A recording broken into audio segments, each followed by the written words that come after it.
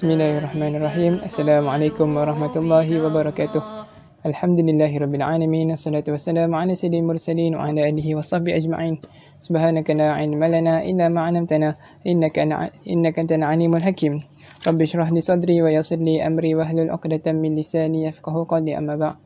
Alhamdulillah, kita panjatkan kesyukuran kepada Allah Subhanahu wa taala kerana hari ini kita telah berjaya menempuh Ramadan hari yang ke-28. Selawat serta salam ke atas junjungan baginda Nabi Muhammad sallallahu alaihi wasallam. Dengan usaha baginda kita dapat nikmat untuk menjadi seorang Islam.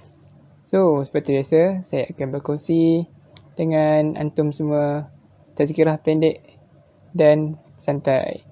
Dan tidaklah perlu kita perah otak sampai kena buka kitab ke apa ke.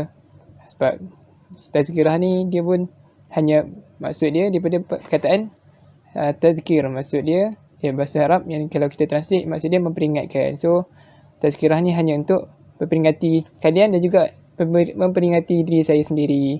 So hari ni saya nak berkongsi tentang satu surah yang kita baca 17 kali tiap hari.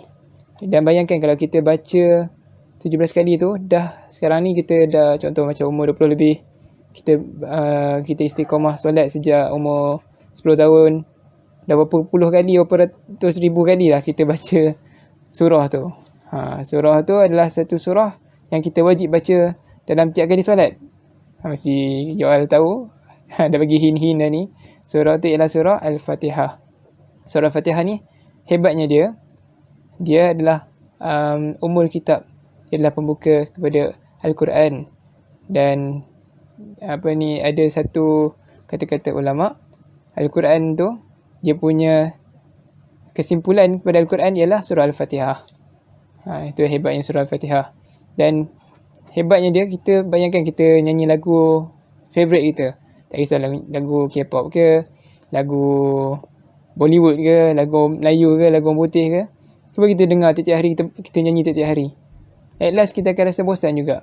Tapi surah Al-Fatihah ni, kita tak pernah bosan dan kita buat tiap-tiap hari 17 kali, bukannya sekali 2 kali. Hatta kalau kita dengar lagu favourite kita pun, kita tak adalah dengar sampai 17 kali kan.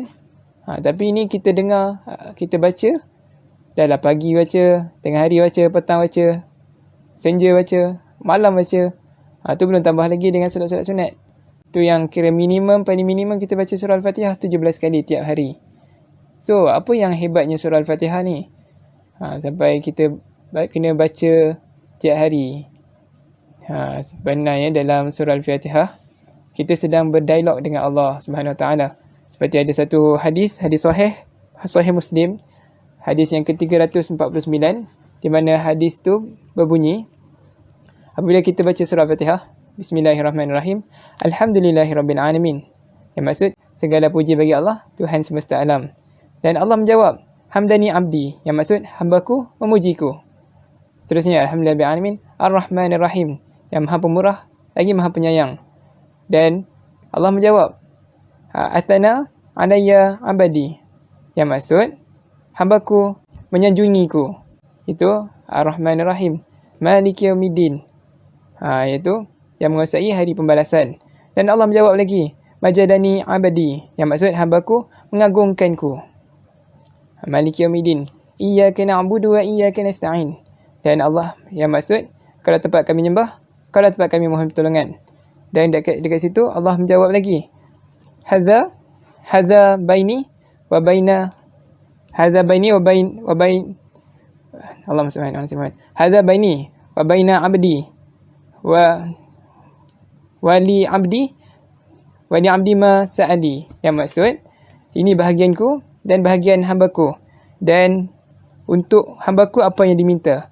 Sebab itulah kita masa iyyaka na'budu wa iyyaka nasta'in ni, kebanyakan ulama' dia akan suruh kita membaca doa, niat untuk doa dalam hati kita. Bukannya diluarkan lah. Contoh macam iyyaka na'budu wa iyyaka nasta'in, tiba-tiba kita baca doa Rabbana atina fid dunya hasanah, tu pelik pula kan. Tapi iyyaka na'budu wa iyyaka nasta'in, dalam hati kita timbulkan apa yang kita nak. Contoh macam iyyaka na'budu wa iyyaka nasta'in, dalam diri kita nak imbu apa kita sihat ke, kita nak periksa elok ke. Sebab kat situ Allah sendiri menjawab, ini adalah bahagianku dan bahagian hamba-Ku. Dan untuk hamba-Ku apa yang diminta. Kat situ kita boleh nampak yang Allah nak makbulkan semua doa kita. Tapi doa kita tu akan dimakbulkan dengan 3 cara. Iaitu Allah akan makbulkan terus. Kedua, Allah akan tangguh dulu. Dan ketiga, Allah tak makbulkan doa tu, tapi Allah gantikan lebih baik. Itu yang keempat. Ihdinas siratal mustaqim siratal ladzina an'amta 'alaihim ghairil maghdubi 'alaihim waladdallin. Amin. Dan Allah menjawab, hadza li 'abdi ma li 'abdi ma sa'ali. Yang maksud, ini adalah bahagian hamba-Ku dan baginya apa yang dimintanya. So kat sini kita boleh nampak yang surah Al-Fatihah ni adalah kita untuk berdoa. Sebab itulah kalau kita nak berdoa, selalu kita akan mulakan dengan surah Al-Fatihah. Walaupun dalam wirid sebenarnya lepas solat bukannya sunnah bila kita baca Al-Fatihah tu ini untuk pengetahuan lah. Tapi adakah salah kalau kita baca Al-Fatihah lepas solat? Tak salah. Tapi masa kami belajar kat pondok dulu, kami lepas Al-Fatihah, lepas solat kami tak baca Al-Fatihah. Kami baca wirid istighfar 3 kali tu. Lepas tu Allahumma antas salam. Lepas tu la ilaha illallah wahdahu la syarika lah. Lepas tu Allahumma ajirna minan nar 7 kali. Kami terus dengan baca surah ayat kursi.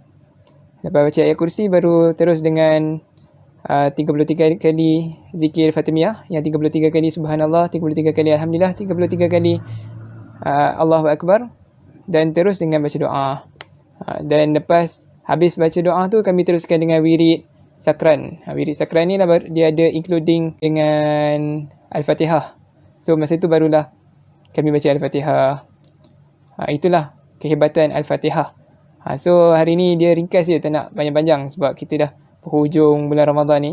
Dan banyak orang pun dah makin lama hilang pula mood Ramadan. Sedangkan kalau kita tahulah Ramadan ni, kehebatan bulan Ramadan, kita pasti akan nak bulan Ramadan tu sepanjang tahun. Macam kita ada 30 hari je bulan Ramadan. Kalau kita tahu ganjaran bulan Ramadan tu, mesti kita nak 365 hari bulan Ramadan.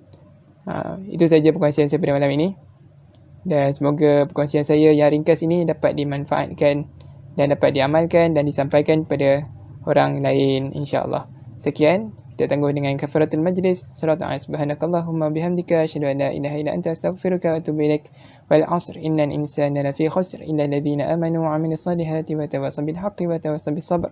Walhamdulillahi alamin. Jumpa esok pula. Assalamualaikum. Bye bye. Ya Nabi Muhammad, dhalikal fadlu min Allah. Ya Nabi Muhammad, dhalikal fadlu min Allah.